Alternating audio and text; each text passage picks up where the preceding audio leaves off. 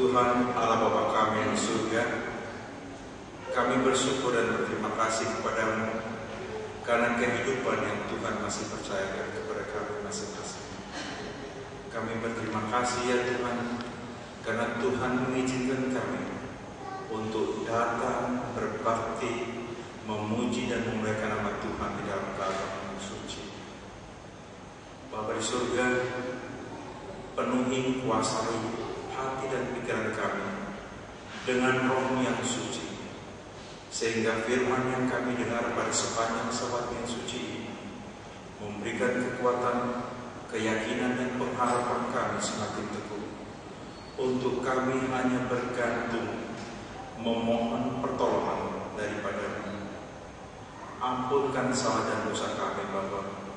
Berkati sahabat-sahabat kami yang tidak dapat berbakti pada siang hari ini. Berkati para tamu juga yang hadir untuk menikmati sabat hari penantian ini. Inilah doa dan harapan kami, karena kami persembahkan ini demi nama Yesus, Tuhan dan Juru Selamat kami. Amin. Selamat sabat saudara-saudaraku sekalian. Terima kasih, kita patut bersyukur dan bergembira kepada Tuhan. Di pagi sabat yang suci ini kita masih diberikan kehidupan, kita masih diberikan kepercayaan untuk kita datang berbakti, memuji serta memuliakan Tuhan. Saudara-saudara sekalian, di berbagai tempat di dunia ini mereka tidak berkesempatan seperti apa yang kita alami pada pagi sabat yang suci. Untuk itu patut kita berterima kasih dan bersyukur kepada Tuhan. Kami juga ingin mengucapkan terima kasih kepada Ibu Dolphy dan Ibu Aneka dari Papua yang telah dengan sukacita memberikan lagu pujian dari lagu pujian nomor 127. Semoga lagu yang merdu itu, yang menurut Ibu Dolphy suaranya pas-pasan, kalau saya menganggap jauh di atas rata-rata saya, tetapi saya tetap berkeinginan suatu saat saya sudah pengen untuk bernyanyi dan saudara akan menyaksikan dan menikmati lagu pujian saya. Terima kasih kepada saudara Togar Mamora yang telah memberikan cerita anak-anak, dan juga saudara Stanley yang telah begitu memberikan lagu pujian kepada Tuhan. Stanley sangat, saya belum berkesempatan untuk menikmati permainan tenis bersama dia.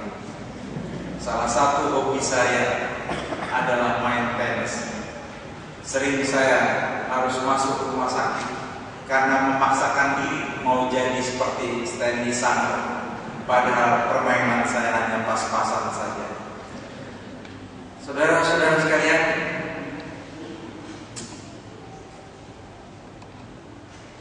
dalam kesempatan pada pagi sabat ini saya bisa berbicara di hadapan saudara karena kami bertukar jadwal dengan pendeta Sitimora.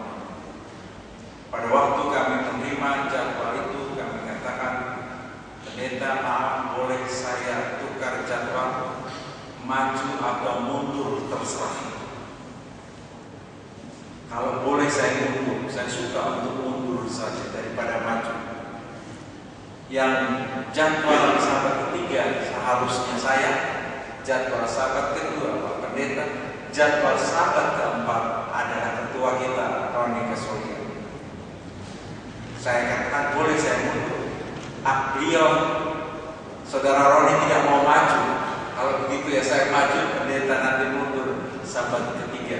Dan itulah karena kami akan berada di luar kota, sehingga kami tidak bisa bersahabat bersama-sama saudara-saudara kami. Saudara-saudara sekalian, judul khotbah pada pagi hari sabat suci saya peruntukkan untuk diri saya. Saya peruntukkan untuk keluarga saya. Suatu judul khotbah yang begitu indah, dan saya rindu selalu memberikan ini kepada siapapun, baik orang Advent maupun bukan orang Advent, baik denominasi lain maupun denominasi kekristenan. Suatu judul, suatu pekabaran yang begitu indah, yang dengan hanya pertolongan Roh Suci kita dapat menikmatinya dengan kedamaian dan kebahagiaan. Untuk itu, saudara-saudaraku sekalian, bolehlah kita mengucapkan terima kasih kepada Tuhan, dan tolong kita mengundang Roh yang suci untuk dapat menguasai hati dan pikiran kita. Pada hanya kurang lebih harusnya 2 jam saya berbicara dengan saudara, saya akan mempersingkat sedemikian rupa sehingga pekabaran yang kami akan bawakan akan dapat menguatkan iman keyakinan kita bersama. Mari kita berdoa mengundang Roh Suci. Tuhan Allah Bapa kami yang di surga, pada siang ini hamba manusia untuk melakukan pekabaran ini, tetapi hamba penuh dosa, pelanggaran dan kekurangan, penuh penipuan kepada Tuhan dan kepada sesama manusia. Hamba tidak layak untuk membagikan firman ini, tetapi karena firman ini datangnya daripada Tuhan, biarlah kuasa Roh yang suci saja akan memberikan kekuatan dan keyakinan kepada kami semuanya yang hadir pada siang Sabat yang suci, supaya di dalam kehidupan yang Tuhan percayakan, nama Tuhan selalu dimuliakan. Kami akan menjadi terang dan garam dimanapun Tuhan kehendaki. Kami serahkan Roh ini di dalam nama Yesus, Tuhan dan Juru Selamat kami. Amin. Terima kasih saudara-saudara sekalian. Judul khotbah saya pada pagi hari Sabat yang suci ini adalah dari penipu menjadi pemenang.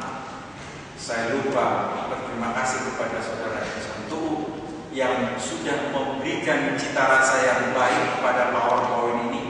Beliau yang membantu kami untuk memberikan sekedar polesan di PowerPoint yang kami bisa berikan kepada saudara-saudara sekalian. Dari penipu menjadi pemenang. Saudara-saudara sekalian, saya ingin untuk kita coba sedikit apa yang tadi Ibu Singkuang telah bacakan.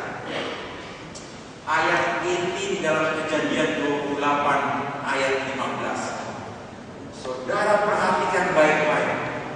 Renungkan itu di dalam hati kita masing-masing.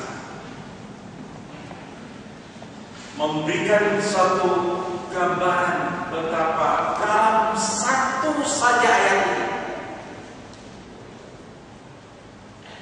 Aku, yaitu Sang Pencipta agung itu, memberikan pernyataannya kepada Yakub. Ada berapa aku di dalam ayat ini, saudara-saudara sekalian? Hanya satu ayat saja. Betapa pentingnya ini ayat, sehingga Tuhan memberikan kata-kata aku sebanyak 5 kali. Sesungguhnya aku, pertama, menyertai engkau. Yang kedua, aku akan melindungimu. Yang ketiga, aku akan membawa engkau kembali ke negeri ini. Aku keempat, aku tidak meninggalkan engkau.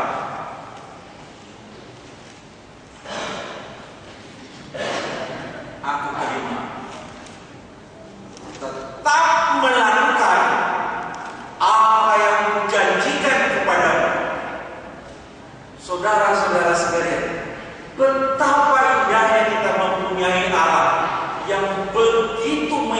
keinginan untuk kita dapat terima janji yang begitu indah ini.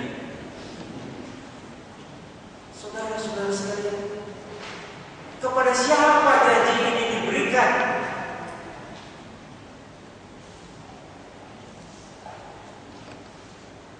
Kejadian janji ini diberikan pada waktu Yakub. Jadi jangan kita beranggapan bahwa janji ini hanya untuk Yakub. Janji ini ayat 28 ayat 15, janji yang abadi yang Tuhan berikan kepada kita semua sampai akhirnya hidup kita untuk sementara berakhir di dunia yang fana ini. Janji di dalam Kejadian 28 ayat 16 bukan hanya untuk Yakub, tetapi kepada siapapun umat Tuhan yang benar-benar mencari Tuhan. Inilah, dan kita buktikan nantinya di dalam proses perjalanan apa yang dialami oleh Yakub. Saudara-saudara sekalian, seperti saya katakan bahwa pekabaran ini saya ambil dari Kejadian pasal 25 sampai Kejadian pasal 36. 11 pasal cukup panjang. Saya juga menggabungkan bahan ini di dalam Alfa dan Omega pasal 16, 17 dan 18 dari halaman 203 sampai 233. Sebagian saya mencarinya dari The Great Controversy halaman 63. Semoga pekabaran yang saya berikan pada pagi hari ini, seperti yang saya katakan, untuk diri saya sendiri, dan inilah keinginan saya yang terbesar di dalam kehidupan saya. Saya ingin seperti Yakub. Saudara-saudara sekalian, kita balik sekedar untuk mengingat bahwa Yakub adalah keturunan kedua dari Abraham.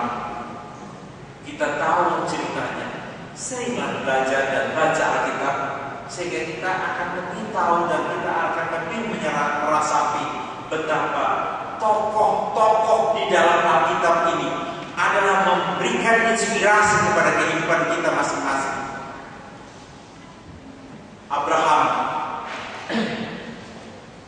mempunyai anak Ishak. Ishak akhirnya mempunyai anak Yakub.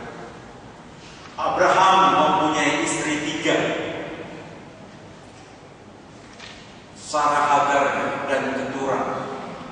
Dari Sarah dia mempunyai anak 1, dari Hagar dia mempunyai anak 1 yaitu Ismail, dari Keturah dia mempunyai anak 5.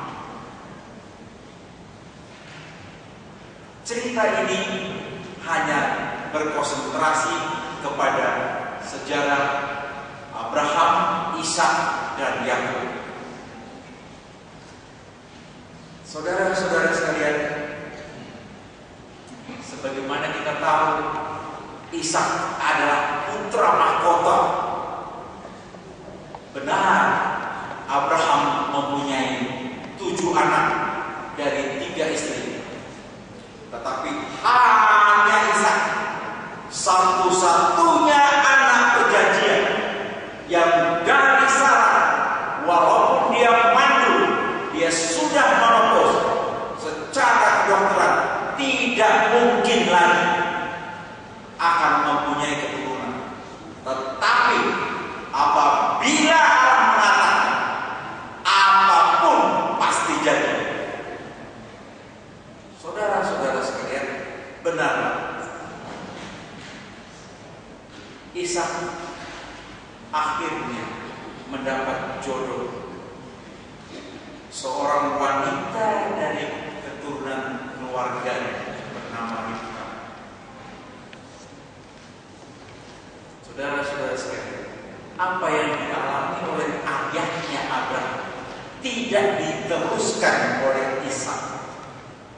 Apa yang dimiliki Abraham, 3 istri, tidak dilanjutkan oleh Ishak, hanya memiliki Ribka satu-satunya.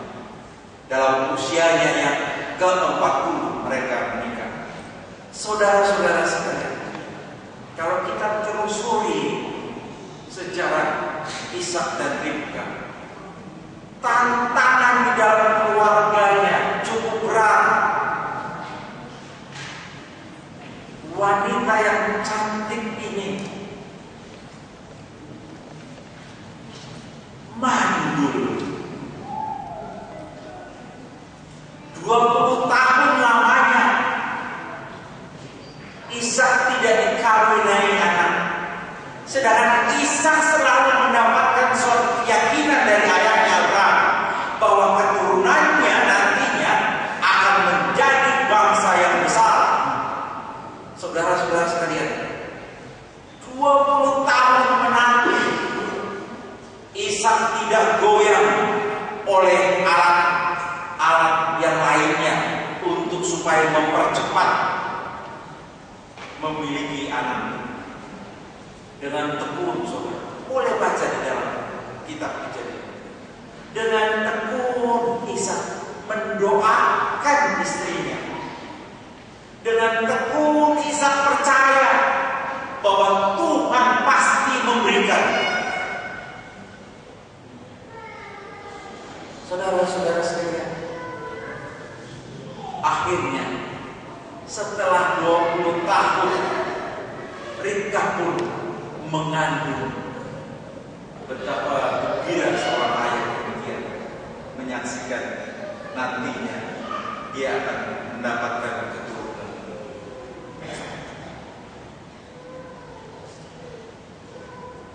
Tetapi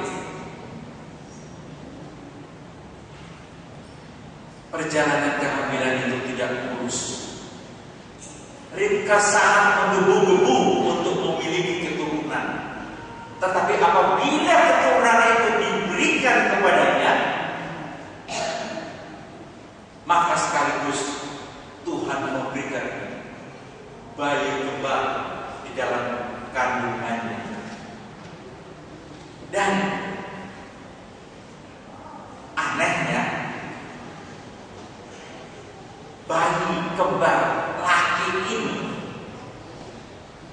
membuat ibunya sedemikian tertekan dan menderita,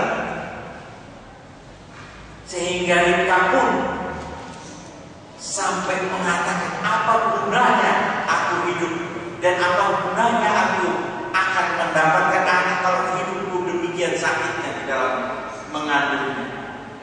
Tetapi dengan tekun Ribka memohon pertolongan dari Tuhan. Saudara-saudara sekalian, kehidupan ini tidak selamanya mulus, tetapi tetap percaya dan meminta pertolongan selalu daripada Tuhan. Dan akhirnya Tuhan datang. Saudara-saudara sekalian, betapa cepatnya Tuhan merespon permintaan-permintaan kita apabila kita sungguh sangat membutuhkannya pertolongan dari-Nya. Firman Tuhan datang kepada Ribka di dalam Kejadian 25 ayat 23.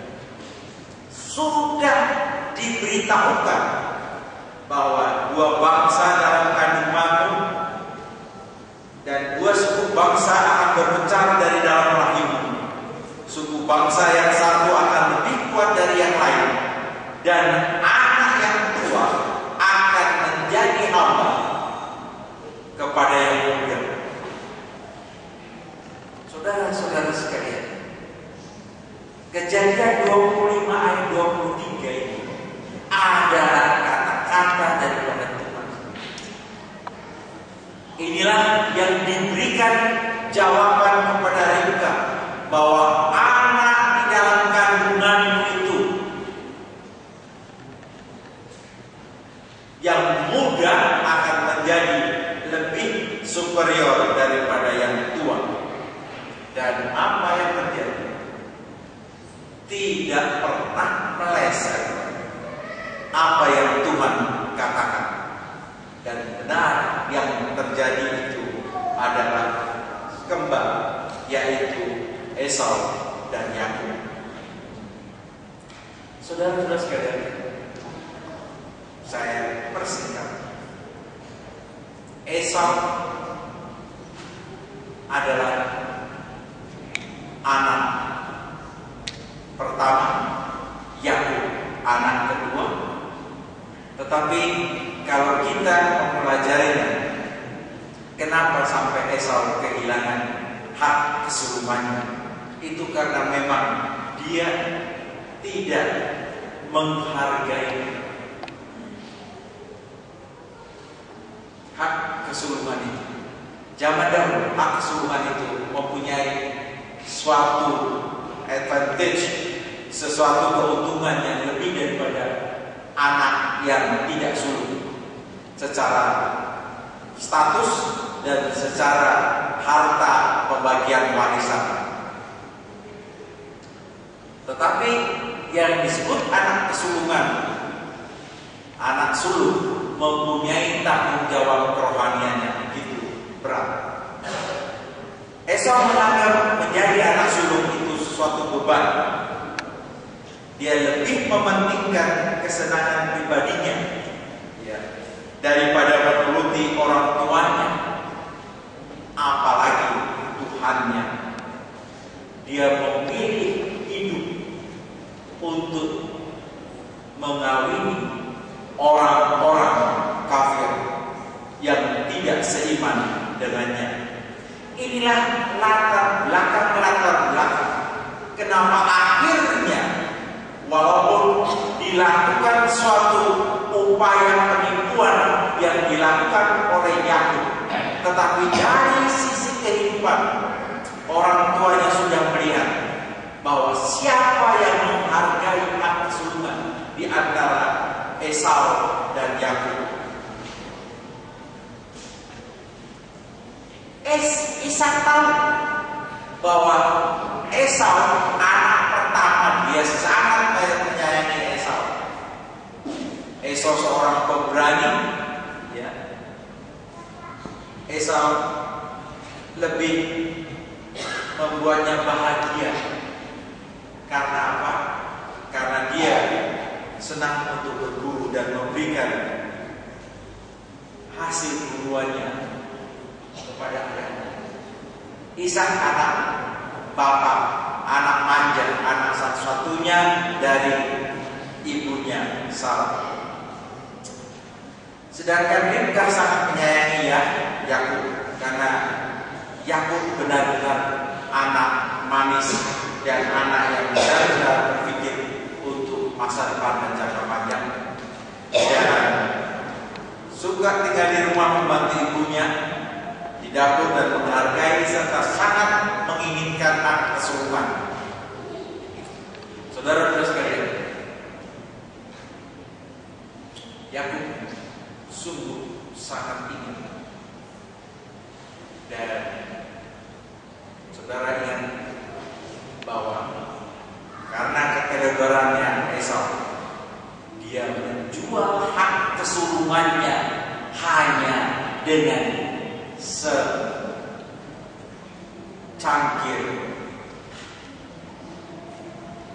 makanan.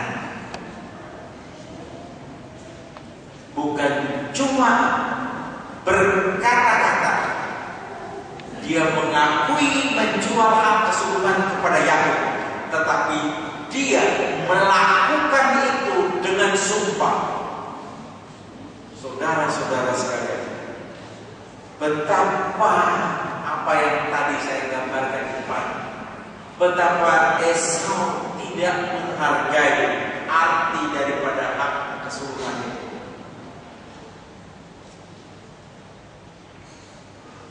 Pada saat sudah menjelang akan diberikannya berkat anak sulung itu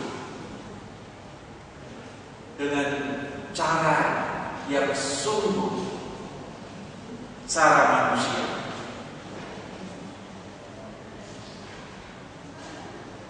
Ribka memberikan keyakinan yang sedemikian rupa kepada anaknya kesayangannya. Saudara-saudara sekalian, dalam Kejadian 27 ayat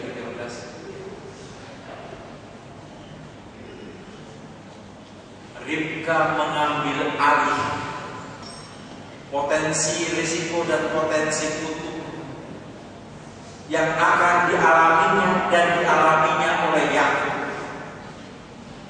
untuk menipu ayahnya, untuk menipu suami baru, untuk memberikan dan memaksakan berkat anak kesulungan itu pindah dari Yakub dari Esau kepada Yakub. Apa dikatakan? Ibunya berkata kepadanya, anakku, akulah yang menanggung kutuk itu anakku. Dengarkan saja perkataan, pergilah ambil kambing-kambing itu dan makanan untuk ayam. Saudara-saudara sekalian,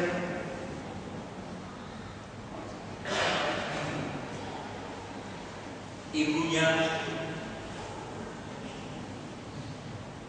dan Yakub akhirnya dengan keadaan yang sudah sulit untuk harusnya berhasil menipu ayahnya, tapi mereka membuat skenario sedemikian rupa sehingga dengan keberanian mereka berdua sepakat untuk menipu ayah mereka. Saudara-saudara sekalian, kalau saya mempelajari beberapa yang saya sajikan kepada saudara-saudara sekalian, teganya yang mengatakan menggunakan nama Allah pada dia sedang meninggal. Betul? Karena Tuhan Allah yang berkata kepada Bapa, membuat aku mencapai tujuanku. Saudara-saudara sekalian,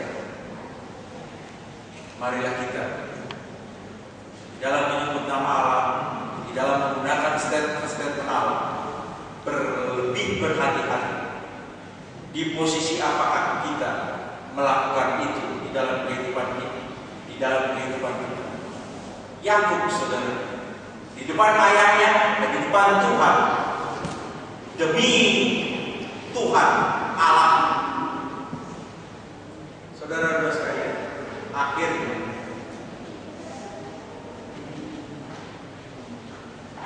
Yakub mendapatkan hak kesulungan itu.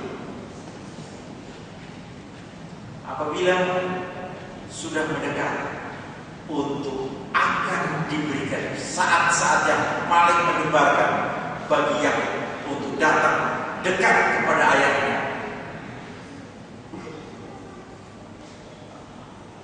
ayahnya sebetulnya tahu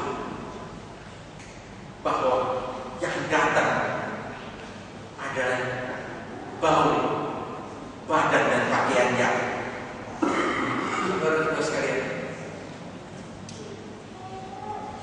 sering kita kalau dari telepon tidak mudah untuk membedakan suara anak kita. Berkali-kali saya juga sama Erton dan Chris, kalau kita di luar itu, ini siapa Erton, ini apa Chris, gak bisa kita sebagai ayah susah membedakan suara anak kita. Saya tidak tahu kalau laki-laki dan perempuan, kalau anak saya dua-dua kebetulan laki, membedakannya ini susah. Dan tetapi tutup mata, cium bau, tahu lagi atau Evan atau Chris. Tapi suara susah untuk membedakan. Kalau saya usap-usap anak saya Chris, nah ini Chris baunya gampang. Kalau saya usap-usap Evan, wah ini bau Evan.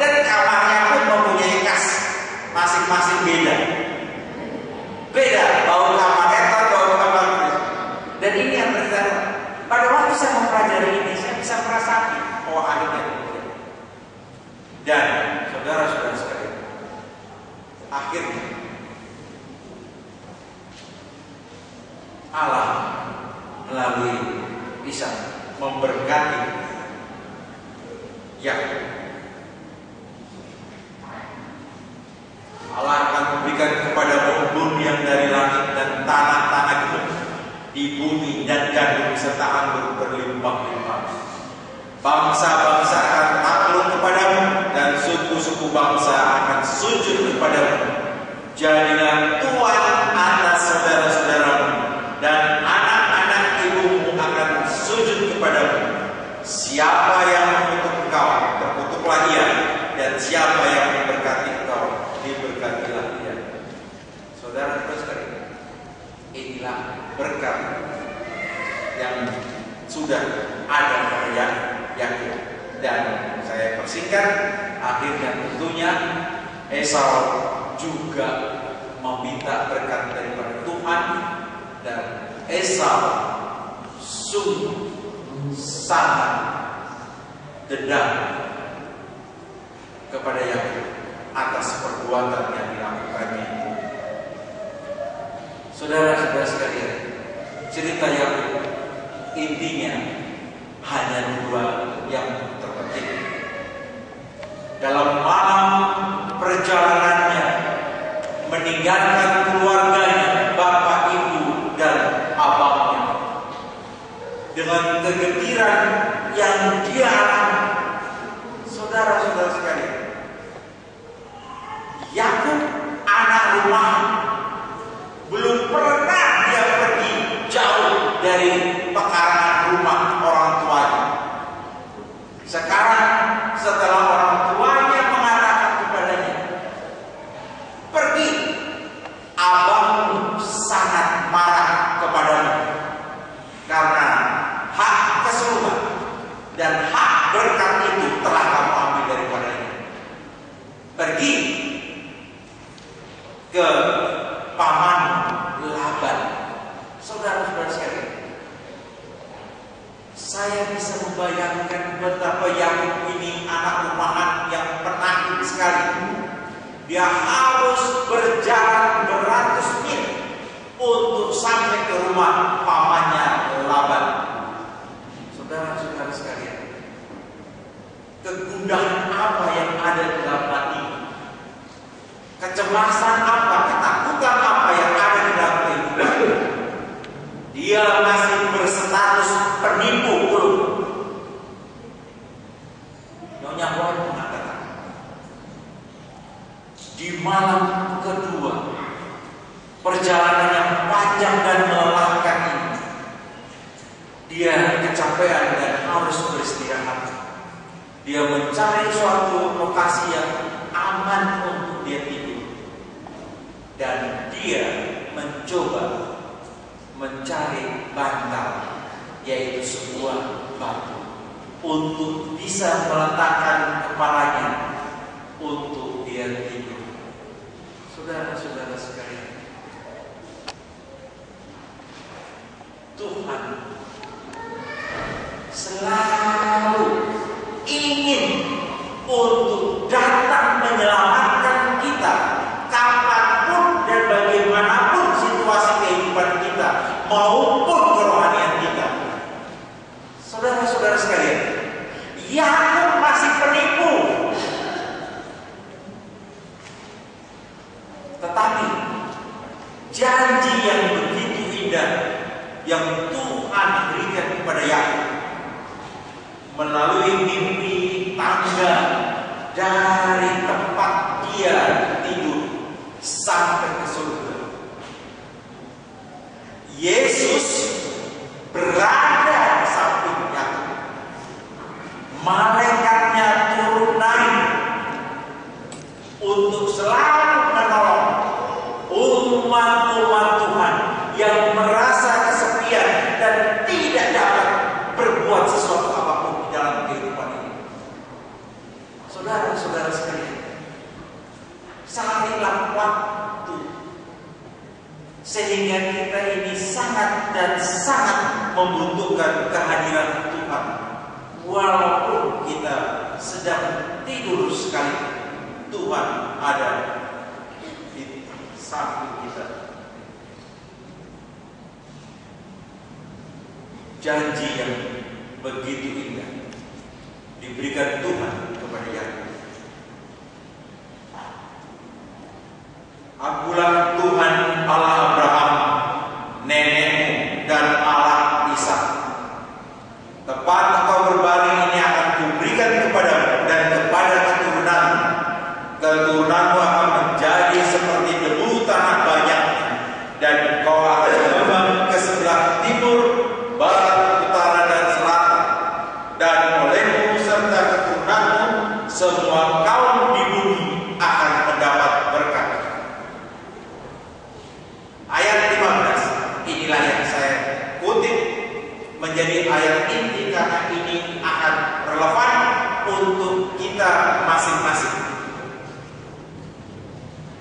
Sesungguhnya aku menyertai engkau dan aku melindungi engkau kemanapun engkau pergi, dan aku akan membawa engkau kembali ke negeri ini, sebab aku tidak akan meninggalkan engkau, melainkan tetap melakukan apa yang kujanjikan kepadamu.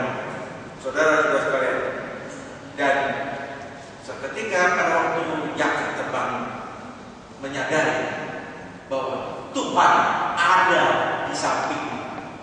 Saudara-saudara sekalian, saya tahu, saya ada di gereja, saya sedang membawakan firman ini kepada saudara. Saya tidak menyadari bahwa Tuhan ada di samping saya. Tuhan ada di samping setiap individu kita dalam keadaan apapun hidup kita. Dan itu yang harus kita yakini. Saudara-saudara sekalian, ingat, apabila kita ada di gereja ini, cari Tuhan, sehingga iman kerohanian kita hari demi hari, minggu demi minggu, sabat demi sabat akan bertumbuh.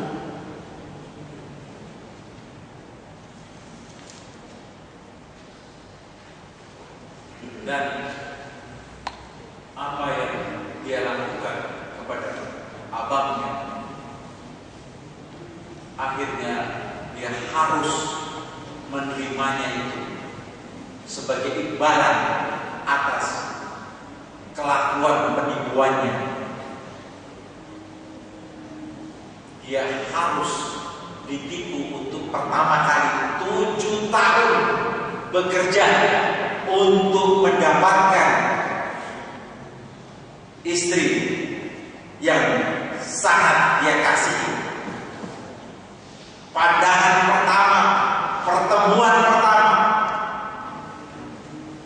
dengan Rahel, segera dia jatuh cinta dan dia berikrar kepada calon pada waktu itu bapak mertuanya, 7 tahun ku berikan tenaga saya ini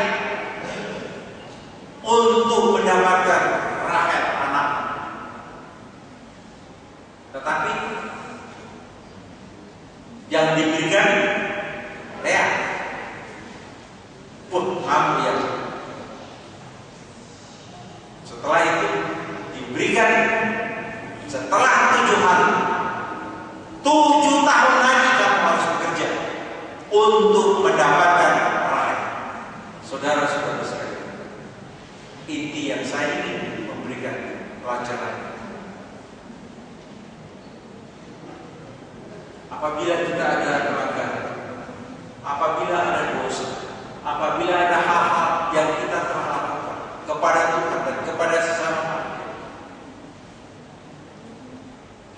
apabila Tuhan mengizinkan itu datang kepada kita, kita harus menerima dengan lapang dada, dengan tulus ikhlas, dan kita menerima Tuhan. Biarlah itu menjadi bagian daripada perjalanan kehidupan kita masing-masing. Tidak itu saja, saudara. 6 tahun berikutnya dia masih harus berjuang untuk menambahkan pundi-pundi perolehannya bersama dengan Laban, dan akhirnya cukup pahit hidupnya dengan bapak mertuanya, dan dia sudah merasa gerah untuk bersama-sama hidup dengan mertuanya, dan tidak ada pilihan lain. Dia harus kembali untuk ingin ke negeri asalnya. Saya memberikan ini bahwa 12 anak keturunan dari 4 wanita, ya, Lea, Rachel, Silpa, dan Bilha. Saudara boleh mengikutinya itu di atas, dan dari sinilah kerajaan Israel dan kerajaan Yehuda sebelum terpecah dari 10 suku dan 2 suku, yaitu suku Yehuda dan suku Benyamin ada di Yerusalem, dan 10 suku lainnya berada di kerajaan Israel, berdomisili di Samaria. Saudara-saudara sekalian, malam yang penting di dalam perjalanan pulang inilah yang ingin saya gambarkan. Ini adalah hadiah yang ingin dia berikan kepada abangnya untuk strategi. Yakub ini, saudara-saudara sekalian, dia sangat pintar sekali, sangat diberkati oleh Tuhan. Tetapi saudara, hati-hati. Kepintaran, kesuksesan, kemakmuran intelektual yang Tuhan percayakan kepada kita itu ada maksud dan tujuan rohani.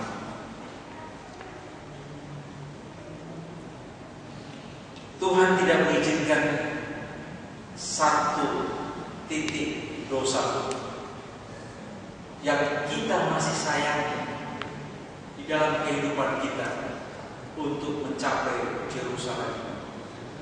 Tidak satu titik dosa pun Tuhan izinkan kita masuk ke Yerusalem sebelum kita mengakui dan sebelum kita menerima teguran itu. Yakub harus bertemu dengan abangnya Esau. Dalam pergumulan inilah, pergumulan yang sangat menegangkan, dia harus hadapi abangnya yang dengan 400 tentaranya. Dia tidak ada cara lain. Tidak bisa dia bergantung kepada siapapun kecuali hanya kepada Tuhan. Dan inilah yang akan kita alami, pergumulan Yakub di Jabok. Saudara-saudara sekalian, apapun di dalam kehidupan ini, Tuhan izinkan kita sering mengalami suatu tantangan yang rasanya kita masing-masing tidak mampu untuk mengalahkannya.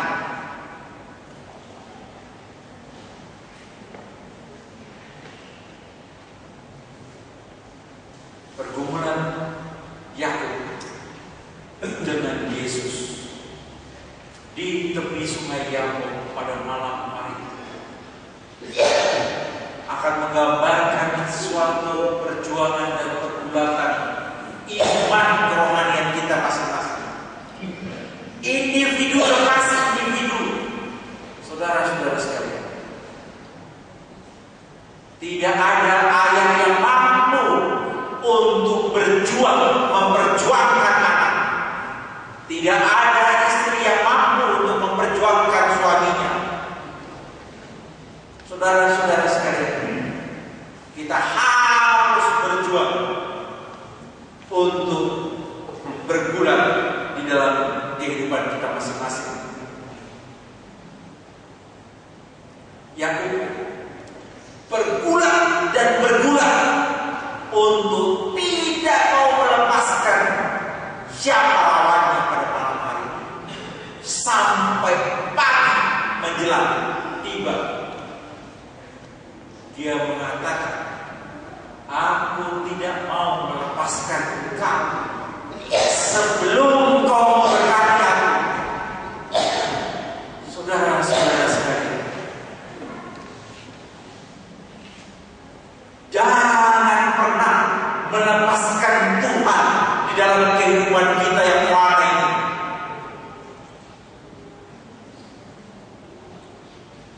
Yakinlah, pegang teguh apa yang telah Tuhan percayakan kepada kita masing-masing.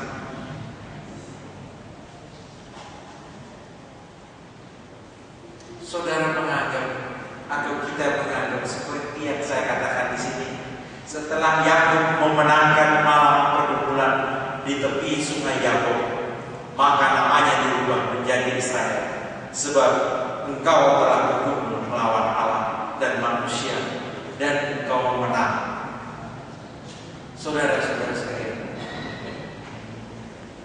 Tuhan memberikan kesempatan kepada kita untuk menang.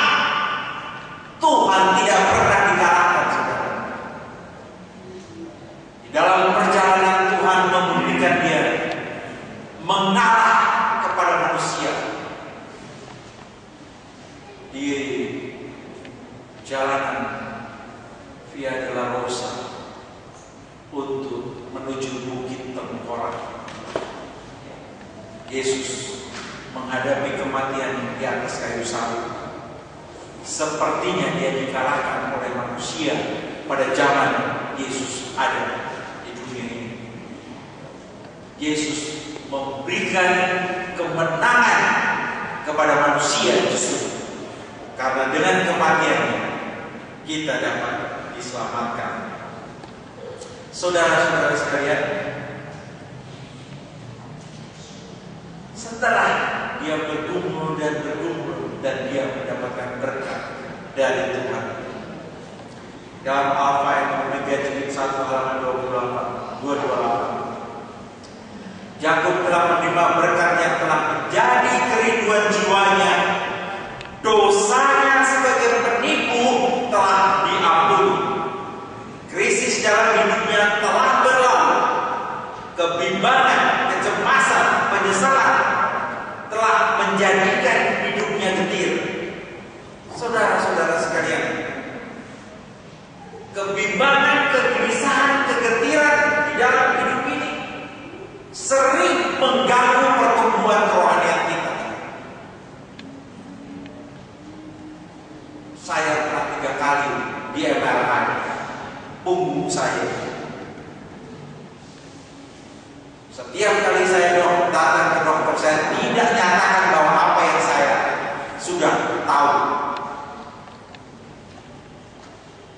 Saya tidak bawa berkas saya yang sebelumnya, supaya saya ingin memastikan benarnya dokter si A dan dokter si B ini apa yang ada di dalam MRI. Saya telah divonis, entah cepat entah lambat, tangan kiri saya tidak bisa bergerak.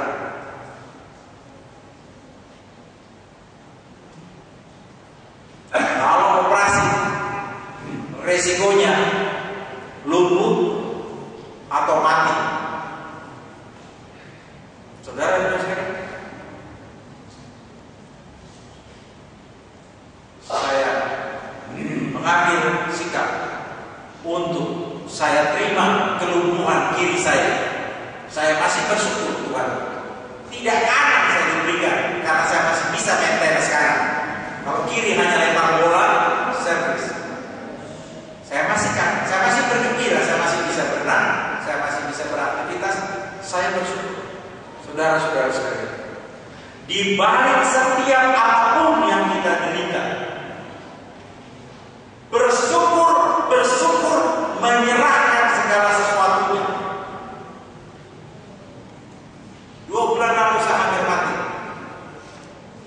Sabar atau malam ini saya dibawa di rumah sakit Pertamina. Anak-anak saya sudah menangis, istri saya sudah menangis. Saya ditusuk jarum di kaki saya supaya saya terbang, siuman dan terbang. Saya katakan, gak usah takutlah. Sepanjang kalian ada di dalam Tuhan, mati saya kapanpun saya bela. Saudara-saudara sekalian, apa hidup ini? Gunakan hidup ini untuk kepujian dan kemuliaan nama Tuhan. Setelah kemenangan Yakub, saudara, gantinya Yakub ingin mengorbankan hamba-hambanya, memberikan hadiah untuk Esau, membagi dua keluarganya. Kira-kira Rahel ditaruh di mana? Pasti di belakang sekali, karena Rahel yang paling dikasih nih. Lea itu Bilha dan Silpa di depannya, supaya Rahel bisa lari duluan cepat-cepat. Begitu juga Lea bisa lari. Tetapi saudara, orang-orang yang licik tidak berhasil dengan ide ini. Hanya pertobatan saja. Akhirnya Yakub dengan meyakini dosanya telah dihapus oleh Tuhan, dengan timpang jalannya dia berani untuk datang menghadapi Esau, abangnya. Saudara-saudara sekalian, hanya setelah Tuhan memberikan kepada kita peringatan, dan saya selalu katakan, dan saya berharap di dalam kehidupan ini, maka itu saya katakan, khotbah ini adalah khotbah untuk diri saya sebagai penipu Tuhan dan penipu manusia. Tuhan pasti memberikan tembakan pada akhir dalam perjalanan hidup kita. Dosa yang belum kita klarifikasikan kepada Tuhan, pasti Tuhan berikan. Sebagaimana Yakub, Tuhan berikan kepadanya. Dan apabila kita bergantung, berserah kepadanya, meminta pertolongan dan memohon pertobatan, maka dia akan menjawab. Alfa dan Omega jilid 1 halaman 231.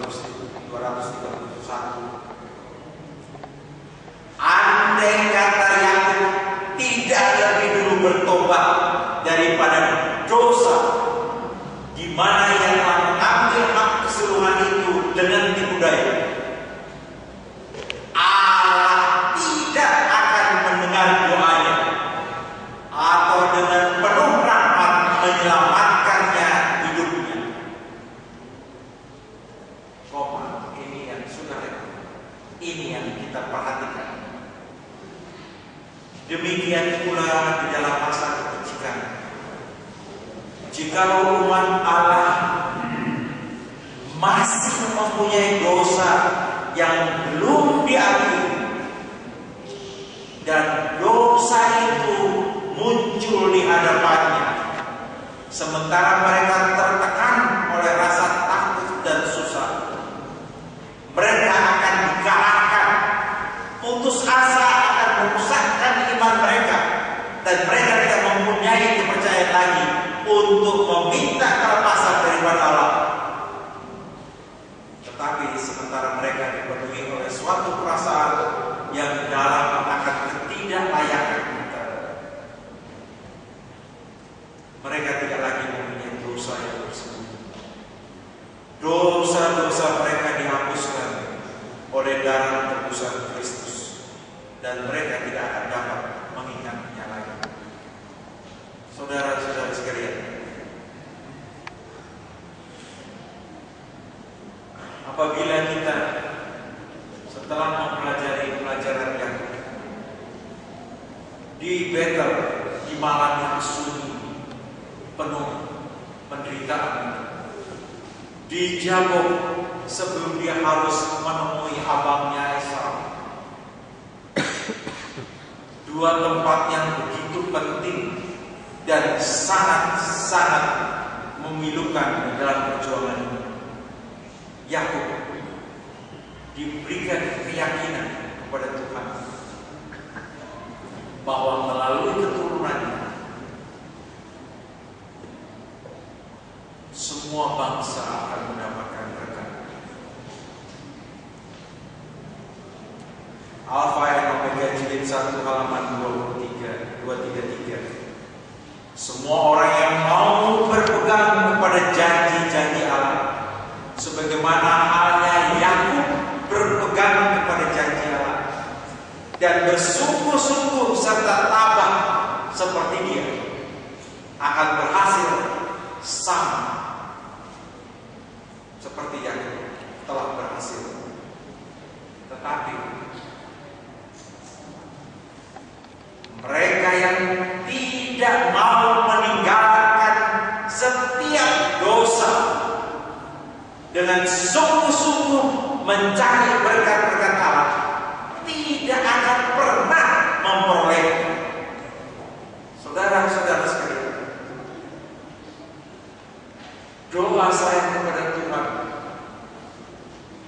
saya sungguh berterima kasih berada bersama dengan saudara-saudara di sidang Menteng ini.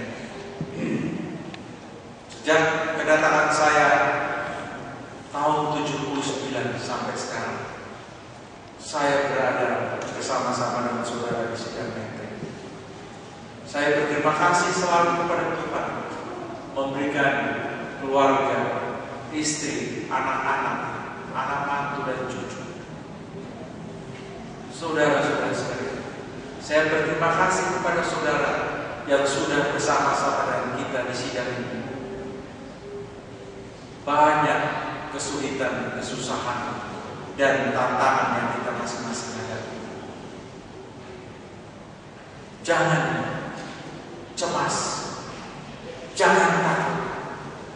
Marilah kita konsentrasi hidup kita untuk mencari Tuhan dengan sungguh-sungguh. Saya bersaksi kepada saudara bahwa saya bersyukur atas segala yang Tuhan berikan kepada saya di dalam perjalanan pergumulan kehidupan saya yang hampir 60 tahun pada tahun ini. Tidak sepadan iman saya, ucapan terima kasih saya kepada Tuhan dengan berkat-berkat yang saya terima daripadanya. Satu hal yang masih saya tunggu daripada Tuhan di dalam hidup saya, Tuhan, tunjukkanlah, berilah saya suatu kearifan dan kebijaksanaan untuk melihat dosa-dosa dan kekurangan saya dalam kehidupan berrohani saya kepada Tuhan, agar Tuhan memberikan kemenangan atas dosa-dosa kesayangan. Karena saya menyadari bahwa dengan dosa yang masih ada di dalam kehidupan kita, dan apabila Tuhan memaparkan itu kepada kita dan kita tidak pernah mau mengakui dan bertobat, sia-sia kehidupan kerohanian kita, saudara. Untuk itu, marilah kita sesama umat Tuhan di dalam segala kegembiraan perjuangan hidup ini, dalam rumah tangga kita, dalam kesehatan kita, di dalam karir kita, di dalam memperjuangkan eksistensi kehidupan sementara waktu ini, marilah kita saling menguatkan, saling memberikan dukungan, saling menyapa, memaafkan, agar apabila datang goncangan kehidupan itu kepada masing-masing kita, iman kita tetap berpegang dan kita tidak merasakan perbedaan di antara kita. Saudara-saudara sekalian, kita masih sekarang merasa ada beda. Singkirkan perbedaan duniawi, terus kejar kerohanian. Hanya dengan itu persatuan dan kesatuan di dalam sidang ini terjaga, dan kita yang hadir di dalam sidang ini akan mendapatkan berkat-berkat, bukan saja materi. Saudara-saudara sekalian, Yakub mendapatkan berkat materi yang berlimpah-limpah dari Tuhan. Tetapi bukan itu yang Tuhan inginkan. Tuhan ingin menyelamatkan saya dan saudara di dalam keberadaan kita terpanggil menjadi umat Tuhan. Maka itu saya katakan, khotbah ini untuk saya, untuk keluarga saya. Semoga ini bermanfaat untuk kita semuanya, agar kita menyadari bahwa Tuhan selalu beserta dengan kita, dan Tuhan akan menuntun kehidupan kita. Terus bergantung dan berharap kepadanya, rajin membaca Alkitab, rajin mempelajari firman Tuhan, berdoa sebelum masa kebajikan akan tiba pada kita masing-masing. Dengan pertolongan Tuhan, renungan pada siang hari Sabat yang suci ini akan mendapatkan manfaat untuk kehidupan kerohanian kita semuanya. Karena hanya di dalam penyerahan kita kepada Tuhan, maka Tuhan akan memberikan kemenangan. Kasih dan kemurahan Tuhan menjadi bagian hidup kita semuanya. Amin.